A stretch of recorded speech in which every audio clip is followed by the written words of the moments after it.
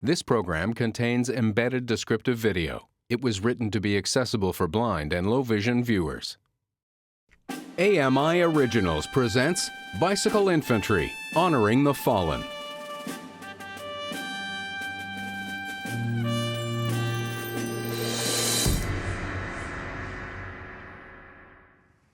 Welcome to Bicycle Infantry, Honoring the Fallen.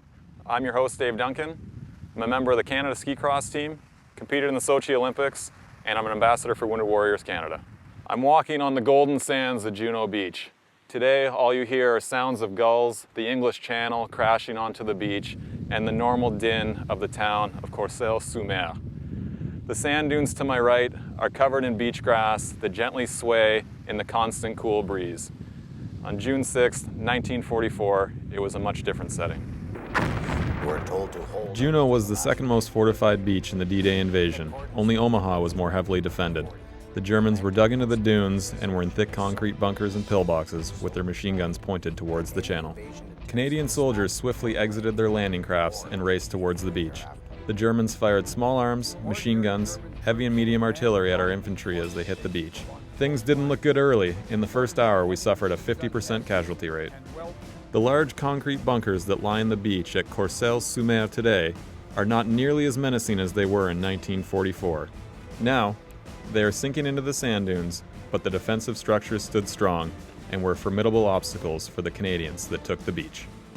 Many of our troops landed and fought on the beaches carrying bicycles that were intended to accelerate their trip inland. War Amp's newsreels from the invasion show our soldiers storming the beaches of Normandy with bicycles as part of their equipment. And that's where today's adventure begins, with the bicycle. For more than 200 years, the bicycle has been a quiet mode of transportation for soldiers. As a matter of fact, the tactical use of the bicycle predates the machine gun and the Colt pistol. Originally, bicycles were used by infantrymen as a silent replacement for horses, but there were other key factors that made the bicycle an effective mode of transportation for soldiers as well. Bicycles required only the fuel consumed by the operator. They required very little maintenance. They could carry a soldier, their food, and their weapon. What the people of Normandy don't realize is they are being invaded by Canadian soldiers once again. Soldiers who are fighting a much different battle today than the bloody one fought here on June 6, 1944. This bicycle infantry is here to honor the fallen. Most of the cyclists riding today are doing the Wounded Warriors Battlefield Bike Ride, and I'm riding with them. I am not a soldier, but I am here to support our soldiers past and present that are living with the ghosts of war that continue to haunt them. The Battlefield Bike Ride is an annual event where former soldiers and loved ones of soldiers ride their bicycles to famous battle sites.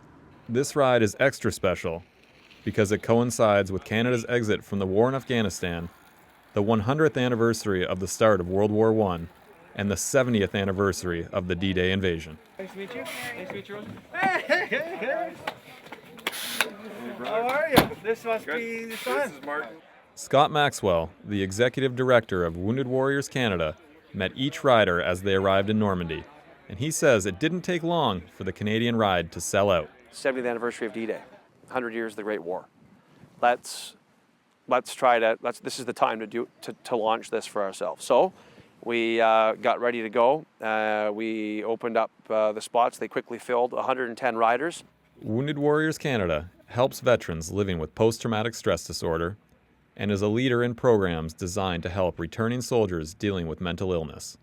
The money from this year's ride will help fund 2 of those initiatives. The rider component was set. It's what are we going to raise awareness and funds for? Not just PTSD generally, but animal-assisted therapy particularly. Service dogs and equine therapy through 2 programs called Camp Praxis and Courageous Companions. Animal-assisted therapy we've become the national leader in funding animal-assisted therapy programs for those with PTSD. And those 2 programs are the programs we've decided to fund. And the experience and outcomes have been remarkable. So as such, we decided to link the awareness and fundraising experience behind 2 relatively new PTSD programs in the nation.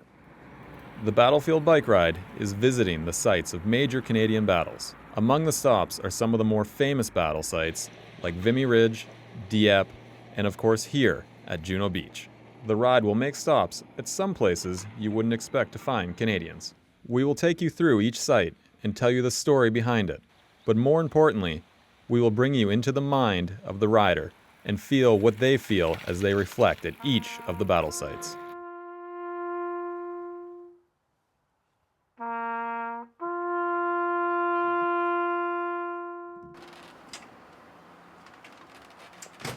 Sean Stedniski is an avid cyclist. Weather permitting, he tries to get out and around his hometown of Kingston, Ontario on his bike every day. He has been fortunate to ride in a number of places that would make most other cycling enthusiasts very jealous. Sean has taken his bike on numerous European cycling trips, and he has ridden in some of North America's biggest cycling hotspots. This year, Sean signed up for the Wounded Warriors Canada Battlefield Bike Ride. The ride would make just about any cyclist envious. It is valley after valley. And when you get to the top of the hill, you're going back down. But as soon as you're going back down, you're going to be going back up. Riding through those valleys and over the rolling hills of the Normandy countryside is a special place to ride a bicycle. The Battlefield Bike Ride makes it even more special because every stop along the way is a site of some of Canada's greatest military achievements and some of its darkest days. I think this ride especially is important because it really does link Afghanistan to World War I or World War II. Sean signed up because Normandy is a beautiful part of France for cycling and to raise awareness for Wounded Warriors Canada. But he also had a very personal reason for wanting to help.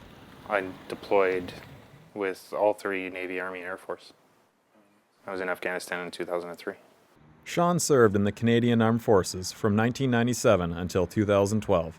He started as a supply technician and eventually became a personnel selection officer. I was asked again if I could go back on a 2-week technical assistance visit to Afghanistan, which I wasn't really too keen on because the 2-week technical assistance visit that I did in the summer turned out to be 3.5 months. So when they asked me to go to Afghanistan again, I spoke to my wife, and she said, well, we don't know how long we're going to be there, so maybe you should take advantage of it. And I thought, well, it's only 2 weeks, I can do it. And I ended up staying for 2.5 months. So that was interesting. I had never deployed with an Army unit before, never carried live rounds, never had a round in the spout. Everything was new. It was it was an interesting trip. Sean was lucky enough to come home from the war zone, but he brought home more than he bargained for. After returning to Canada, he knew something was wrong, but lived with his unknown injury for close to 10 years before he sought help. After consultations with military psychologists and psychiatrists, he was diagnosed with PTSD. It is difficult to pinpoint the exact moment that spawned Stedniski's PTSD because he was in so many stressful situations. Things happened in Afghanistan and people died. It was really early in 2003. There was a lot of stuff going on. It wasn't a great place. Kabul wasn't secure at all. The police station was bombed while we were there. We had rocket attacks. Camp Warehouse had rocket attacks. It was a lot. It was a lot to take in, especially for somebody who, like, I had no training before I went there. So it is what it is, right? It was, you adapt and overcome, but you don't think about the consequences after.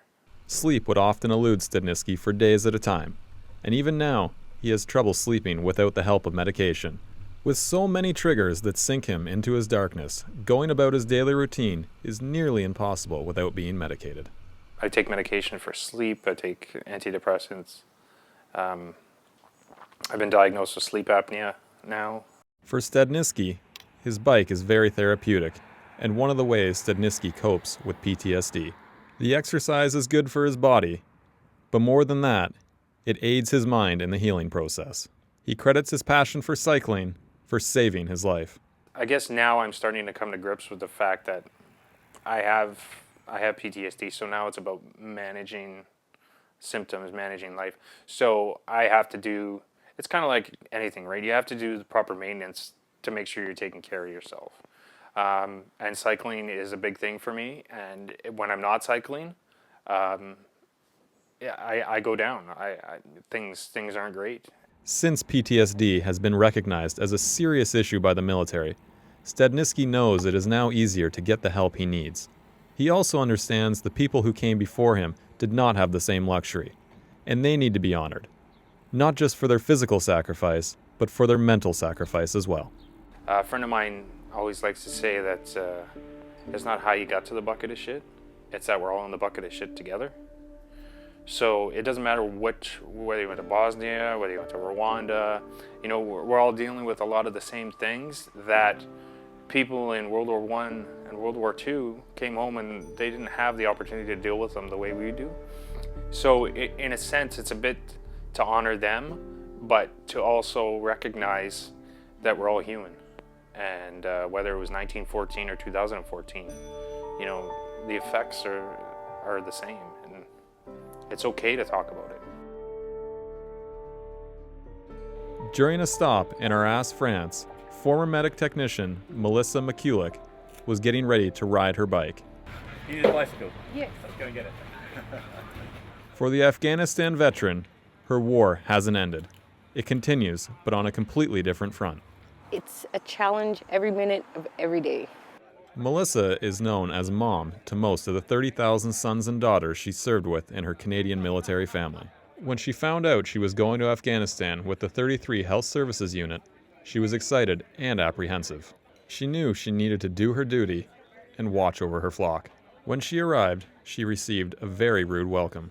She experienced some of the worst the war has to offer on her very first shift. I was going through my orientation and they were outlining my job, and a helicopter landed without an eye-line, and these people got out and we ran out to the flight line to pick up the casualty, and it was one of those plastic stretchers that roll up, and it was kind of like folded in half, and these guys threw this thing at me, said, they didn't say anything, and then they just left. And then I looked down and there's this boy who's maybe 6, and he had been involved in an explosion or a part of a mission. And as I'm running with this small boy, trying to check his vital signs to take him to the trauma unit, I realized, wow, this is it. And it's not just soldiers, it's children and women, and that was really intense. And I still think about that almost every day. That was the start of a battle in her mind that she would be fighting for the rest of the war and many years following. There were a number of other incidents that led to Melissa's current PTSD state. She doesn't like to talk about her experiences in Afghanistan, but she did tell us off camera she lost 2 of her co-workers in an improvised explosive device attack. One of those 2 medics killed was 21-year-old Private Andrew Miller. He was like a son to McCulloch, and his death changed her war. Injury and death were part of the job for Melissa, but this one hit close to her heart, and Melissa's mind continually takes her back to those dark moments. Anything can trigger you. You have to develop kind of defensive mechanisms to try and get through a day, literally. Sleep is spotty. Nothing feels normal anymore. She signed up for the Wounded Warriors Canada Battlefield Bike Ride, hoping it would help her control her demons. She knows the money raised will save the lives of other veterans who are dealing with the haunting of their minds by the ghosts of war. I am trying to help raise money to help other people heal as well as myself from PTSD. Melissa is a caring, compassionate mother who is trying hard to heal. She is also a highly trained soldier. Raising money and healing are only part of the reason she is taking part in the ride. It is so incredible getting to see so much of France, and I think the high point for me will be Vimy. I think that will also be an extremely emotional day, just to stand on that monument and realize how many hundreds of thousands of our men gave up their lives for something bigger than them. When we return to Bicycle Infantry Honoring the Fallen, find out why I grabbed my bike and decided to join the ride. And in their own special way, the riders honor the fallen of D-Day. Stay with us. You're watching AMI Originals presents Bicycle Infantry, Honoring the Fallen. Stay with us. You're watching AMI Originals presents Bicycle Infantry, Honoring the Fallen. I contacted Wounded Warriors Canada in September 2013 to see if there was anything I could do to help raise awareness to the plight of soldiers living with PTSD. We decided I'd become an ambassador. I grew up in London, Ontario, dreaming of two things: flying and skiing for Canada on the World Cup and in the Winter Olympics. When I was in high school, I started taking skiing very seriously. I moved to the National Ski Academy in Collingwood, Ontario. I was offered a scholarship to ski at the University of Alaska Anchorage. My skiing dream was moving along nicely, and now the sport I love was giving me an opportunity to pursue my other dream of flying. After receiving my Bachelor of Science degree in aviation technology, I realized my alpine skiing career was coming to an end. Some friends were talking about ski cross, and it piqued my interest, but I had just landed a great job with a heli skiing company. After successful tryout camps, I left the heli ski company and joined the inaugural Canadian ski cross team. That was 2007, and I haven't looked back since. I've had numerous World Cup podiums and represented Canada at the Sochi Olympics. Flying helicopters in the Canadian Armed Forces has been of great interest to me ever since graduating university, and once my skiing career is complete, is an opportunity I look forward to exploring. My brother-in-law is an active service member. He has served 2 tours of duty in Afghanistan and is now stationed in Kingston, Ontario. My affinity towards the military made it an easy choice for me to contact Wounded Warriors Canada and become an ambassador for the organization. As an avid cyclist who trains in Whistler, BC, the battlefield bike ride really made sense for me. As a Canadian, I believe it is important to visit the battle sites that help define us as a nation and to remember the sacrifices made by soldiers over the past 100 years so that we can be free today. Many of those soldiers sacrificed their lives, but many more sacrificed their bodies and their minds. Almost everyone has a family story about a relative who carried the war to the grave because they couldn't talk about it. They didn't speak about war, but many constantly relive those experiences in their minds. The stress of war stayed with many of them until the day they died. It wasn't until the 1980s that post-traumatic stress disorder was given its name. But the mental challenges of returning soldiers have been around as long as there has been war. Many of our soldiers returned home from World War I and from World War II with what was called shell shock, battle stress, or combat fatigue. Today, we know those disorders as PTSD. My message is fitness and exercise can save lives for people living with PTSD. Physically, exercise can release endorphins into your body, which can make you feel good. Exercise tires the body and makes sleeping easier.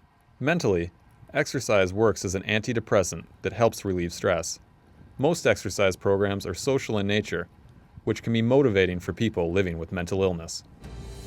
I'm walking out of a concrete bunker built by the Germans during World War II. It was one of many they used to defend the coastline of Normandy.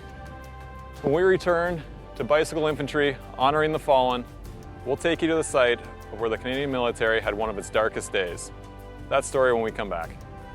You're watching AMI Originals presents Bicycle Infantry, Honoring the Fallen. Stay with us.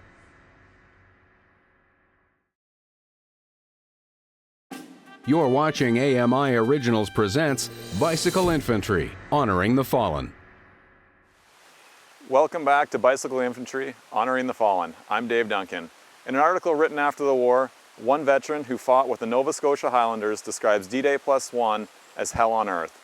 On D-Day +1, June 7, 1944, one of the worst tragedies in Canadian history happened here at l'Abbaye d'Ardenne. Today, the Abbey d'Ardenne has been rebuilt after much of the destruction that occurred during the war. There is still evidence of the damage, like bullet marks in the walls from the fighting during June of 1944. Before the bullet holes and bomb damage, the Abbey was the site of the German 25th Panzer Grenadiers headquarters. This group was led by Waffen-SS officer Kurt Meyer. The Abbey was a natural location for a headquarters. It had a number of rooms for sleeping quarters that were originally designed for monks. It had a high wall around the exterior. Access was limited to a few doors that were easily guarded, and the church had a tremendous view in all directions of the flat, open land surrounding the abbey. It was at the Ardennes that Meyer ordered the murder of 20 Canadian soldiers who were prisoners of war. The prisoners were captured on D-Day +1 and housed in the stable at the abbey. Later that evening, 11 soldiers from the North Nova Scotia Highlanders and the Sherbrooke Fusiliers were called out individually by name to exit the stable, and as they stepped outside, they were shot in the back of the head. On June the 8th, 7 more were murdered in a similar fashion. On June 17th, 2 more were murdered at the site, bringing the total to 20. This stop along the battlefield bike ride was especially difficult for Melissa McCulloch. Looking at those pictures, they were kids. They were like children. Some of them didn't look older than 15. And I know that was a common practice then, but I couldn't imagine being that young, facing that kind of enormous thing. And then just to be murdered because you were left there or you were taken.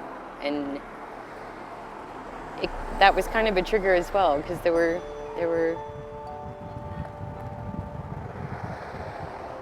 similar things in Afghanistan. Not far from the Abbey d'Ardennes is the village of Audriot, and another beautiful building with another horrific story to tell. The Chateau Audriot is a classic Norman-style building with extravagant gardens and lush green grass. But there is a dark story behind all the peace and tranquility. On June 8, 1944, Canadian soldiers were captured near the chateau. And as they were marched towards the estate, some of the Winnipeg Rifles were murdered by the SS under the direction of Nazi General Wilhelm Moncke. Over the next couple of days, many more would be murdered. In August 1944, there was an article in the London Daily Herald that reported the executions were ordered by an officer, said to be a major, apparently because he was infuriated at the Canadians for refusing to talk when interrogated. For Melissa, Audriot was emotionally challenging. The loss of the young men at the chateau had many similarities to the loss of her friend, Private Miller. The injustice that happened here added to her personal war, but she knew she had to stay strong and fight off the demons in her mind. That was overwhelming that we had pushed that far, and then the gravesite where the Germans had murdered our men was just unbelievable. At the end of the war in December 1945, General Kurt Meyer was tried for ordering the killing of 44 Canadian prisoners of war. He was found guilty and sentenced to death. His sentence was commuted to life in prison.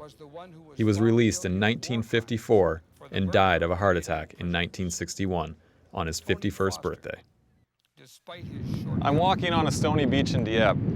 It's hard to believe such a quiet town could be the place where so many Canadian lives were lost. To truly understand the odds our Canadian soldiers faced, you need to stand here on the beach and take in just how slim their chances of success were. The odds were certainly stacked in the Germans' favor. The beaches in Dieppe have cobblestones where the sand would be on most beaches. 100 meters separates the water from the beach wall.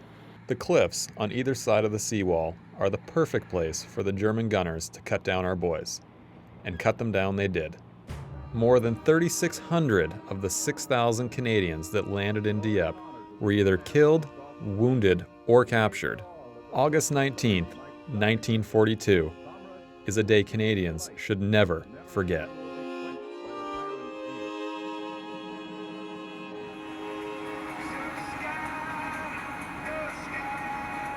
As a man suffering with PTSD, Sean Stedniski was concerned how his mind would handle being at Dieppe.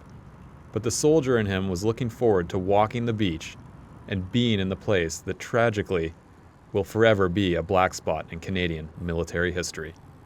I'm interested in Dieppe because of, I want to see exactly what, like not in a picture, exactly what they were up against when they went ashore.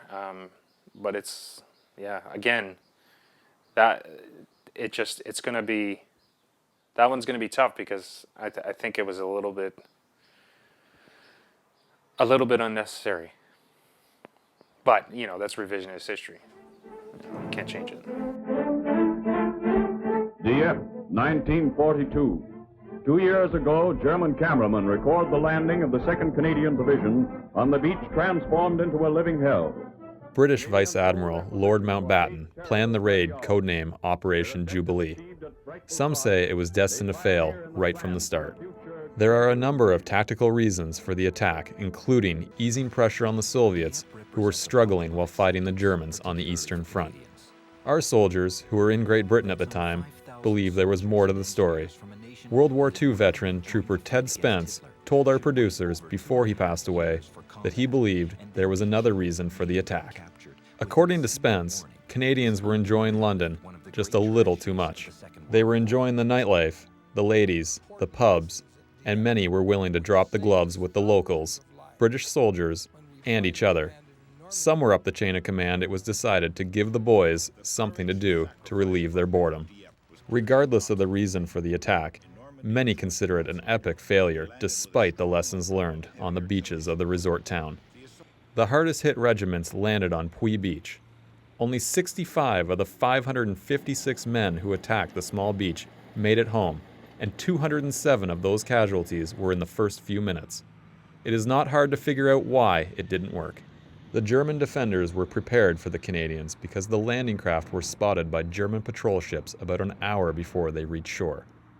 They landed in broad daylight just after sunrise, an hour later than was planned. The Germans had machine guns positioned in bunkers high up to the left and in an elevated position to the right. The beach funnels between the bunkers, causing a crossfire that our boys had little or no chance of surviving. One picture posted at the memorial at Puy Beach showed a German soldier standing guard over the countless bodies of Canadian soldiers who barely made it to the seawall.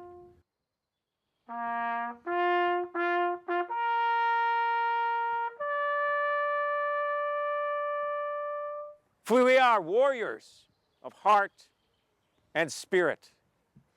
And you are surrounded by so great a cloud of witnesses in this place that your warrior spirit should rise up on wings of eagles and overcome that which attempts to drive you down. Padre David Warren helped the Wounded Warriors Canada Riders remember the lives lost at Dieppe with some very solemn words. His sermon was at the Dieppe Canadian War Cemetery located on the outskirts of town. It is not a typical Canadian war cemetery because the headstones are back to back the way the Germans buried their soldiers. In a sign of respect for our soldiers, the Germans gave them a proper burial.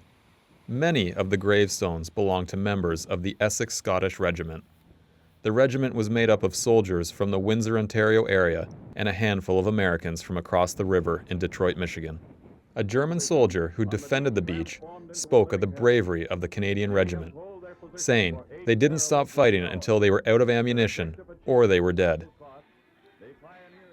When traveling just about anywhere around the world, Canadians and Australians seem to be able to find the good times, often together. In many ways, Aussies and Canucks seem to almost be interchangeable. Canadians and Australians have been fighting and dying side by side for more than 100 years. In the Battle of the Somme, it is said the soldiers the Germans feared most were the Aussie diggers and the Canadian stormtroopers. It only seems appropriate that our soldiers who fought so hard together in World War I are buried together. As you ride through the Somme, there is a lone bell tower that stands above the rolling green fields. The land the tower sits on is a sacred place to the Australians. The tower is the centerpiece of the beautiful Australian monument. It overlooks the cemetery where hundreds of Australians are buried. Among those Australian gravestones are a large number of Canadian graves. Many Canadians are buried side by side with their Australian brothers. When King George VI opened the Australian Monument in 1938, he said, "They rest in peace, while over them all, Australia's tower keeps watch and ward." Those words touched the heart of cyclist and veteran Shane McRae. McRae was a medic with the 2 RAR, the Australian SAS force sent to Rwanda to help keep the peace in that country. The nameless faces of the mass genocide that occurred in the small, Central African nation are among the demons that he has to fight every day in his mind. It was like I'd carried these demons around and they'd come back with me. It's like you go over a loving soul and you've got all these people that were like, that we were protecting that, and treating as medics it's like they draw the energy out of you, you know. And then you've got all the other people which are like, they've got really dark souls, and you can see in their eyes how evil they are. You can feel their aura. Their name liveth forevermore are the words etched on the stone of remembrance that welcome visitors to the monument site. For McCrae, those words ring very true. He had his own way of honoring the fallen. He performed an Australian custom that most Canadians can relate to. Here's to the fallen, here's to the Blackwell boys too, hey, fucking Blue and the rest of them. McCrae uncapped a cold beer and raised the bottle to the men buried in the cemetery, and to the 11,000 Australian names etched on the monument with no known burial location. After finishing his beer, he placed the cap on top of a gravestone as a way of saying thank you to the man who gave his life so McCrae could live free. This is for all of you guys, but cheers. I'm gonna leave the bottle cap with Webby. From Webby to Webby. Everyone. You can see the sacrifice that these guys have put in. And they've come up and taken the top of the hill, and it's just very humbling, you know. I mean, I've got my battle scars, but I never paid the ultimate price like these men have, and it's an immense feeling of pride that I have for the fallen that have gone and sacrificed their life for the greater good of humanity.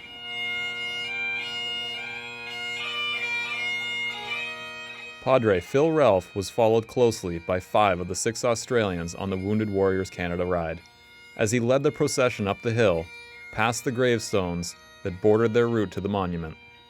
As the group approached the steps of the monument, a piper in the belfry of the bell tower could be heard. It was almost surreal. It seemed romantic in the literary sense. Like most tough soldiers, McCrae and his fellow countrymen tried to hide their overwhelming emotions, but it eventually became too much to hide. The one thing they have in common is they all came together, and the person they cared about the most was the person beside them. Scott Maxwell knows how important the monument is to the soldiers from Australia. That's why it was decided to give the riders a ceremony to honor their fallen.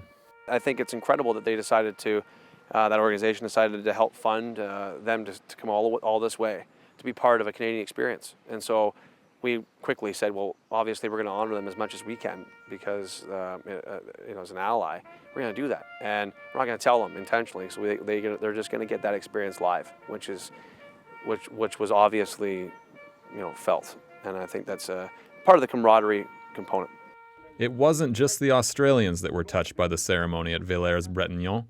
Melissa McCulloch also felt the healing power of the moment. I think when they laid the wreath and they kind of huddled and gives me goosebumps. It was really emotional, actually. Even though I really didn't know much about it before, it was really awesome. Riding your bike through the countryside is a great way to take in this beautiful part of northwestern France. When we come back to Bicycle Infantry, honoring the fallen, we take you to a place where they honor the sacrifices of soldiers of Newfoundland. That and more when we come back. You're watching AMI Originals presents Bicycle Infantry, honoring the fallen. Stay with us.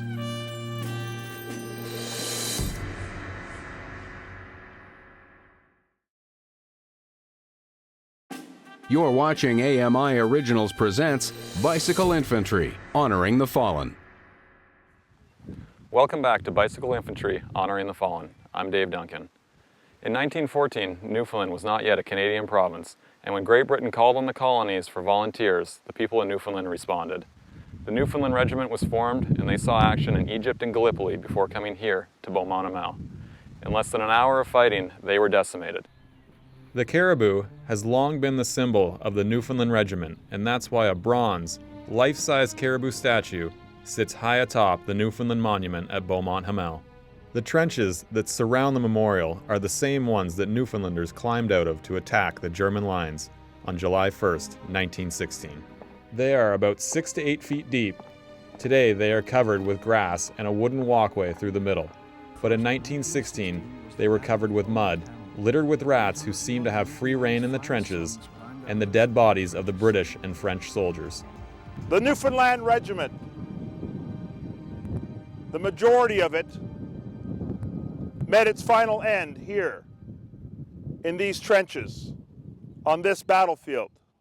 Padre Phil Ralph remembers those who fought here and their contribution to our freedom in the Battle of the Somme. They shall grow not old as we that are left grow old. Age shall not weary them, nor the years condemn. At the going down of the sun and in the morning, we will remember them. We will remember them. 2 members of the ride were soldiers from Newfoundland. They proudly entered the park carrying the blue, white, red, and yellow flag of their home province. 25-year-old Captain Matt Westcott served with the 37th Combat Service Battalion in Afghanistan. He is still the battalion's operations and training officer in St. John's, Newfoundland. It's my first time here, and so it was certainly an overcoming experience. As Matt listened to the Padre, who was standing at the top of the monument beside the bronze caribou, as he painted the picture of sacrifice in the trenches just a few meters away, Matt couldn't help but feel the sorrow of his forefathers' families. Matt was selected to lay the wreath at the base of the memorial that lists the names of those who lost their lives at the battle near Beaumont-Hamel, July 1st, 1916. His emotions became too much to handle as he was telling us about the honor of laying the wreath. Well,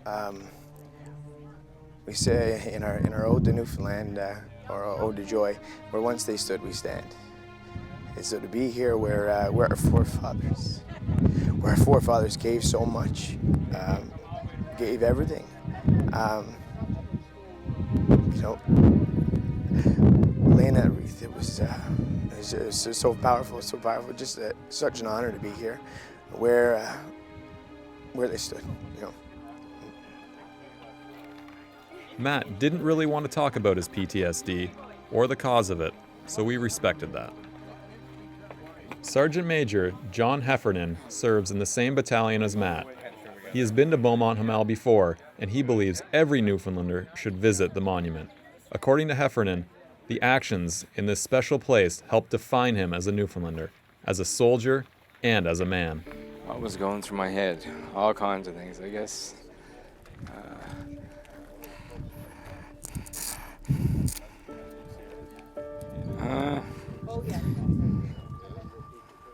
Why we're here, why this place is here, what we've been doing for the last 8 days, so a lot. The Newfoundland Memorial had a profound effect on everyone in attendance. The ceremony touched Melissa McCulloch's heart. She is not a Newfoundlander, but in her own way, she related to the emotions Matt and John were feeling. That was very touching. I knew they fought with us, but I didn't know the whole story. And I think, again, there was such a huge sense of pride that our men fought so fiercely and kept going regardless of how many they lost. And it was definitely a huge sense of pride. It was very somber, but very prideful. Sean Stedniski did know the story, and that's why he was concerned about his mental health when he arrived at Beaumont-Hamel. He decided to honor the men of Newfoundland the way he wanted to, but he did it alone. I was having a rough day, and I couldn't bring myself to go in and think about the carnage that went on there. Like that was a horrible day for the Newfoundland Regiment. So I wasn't interested. Not that I wasn't interested in going in, but it was something that I would rather do on my own time.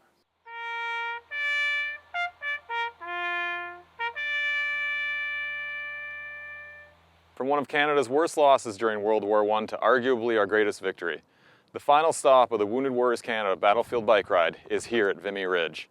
I'm walking out of a trench used by the Germans. Many historians believe that this is where Canada became a nation. one objective after the other fell to the Canadians. By mid-afternoon, our troops had done the impossible. They had taken Vimy Ridge. Lush green grass and full maple trees aptly line Le Chemin de Canadien as it winds through the Somme. This road leads to the spot where some say Canada became a nation on April 9, 1917. A procession of more than 100 cyclists in the Wounded Warriors Canada Battlefield Bike Ride make the turn into the park that hosts their final destination. After more than 700 kilometers, a dozen or so locations of historical significance to Canadians, they arrived at the Vimy Ridge Memorial. Scott Maxwell was proud of each rider as he watched them complete their journey. The big moment, the moment that we prepared for, and everyone prepared for to train was Vimy Ridge. You know, you can't really top that. It's an experience when we're all marching in and we're cycling up to it that I know everyone that's here will have that for the rest of their life. Just think about them. Sean knows how important Vimy Ridge is for Canadians. He agrees with Scott that he will take his Vimy Ridge experience with him for the rest of his life. Sean's PTSD affects him negatively in places where so much life has been lost. His mind was busy trying to comprehend exactly what he was feeling. He found a number of feelings inside himself when he arrived, some positive and some negative, but one feeling stayed with him. You can feel the dead. You can feel, like, you can just look out over the area and there's you can see the shell holes. And you just, you know, I studied a lot of history and I kind of, when you actually see what it looks like and then you put it together with the pictures, it's just, it's a bit overwhelming. Melissa could also feel the death at Vimy when she made her way towards the monument. The ghosts of the men who fought here nearly 100 years ago triggered her own ghosts. I cried. It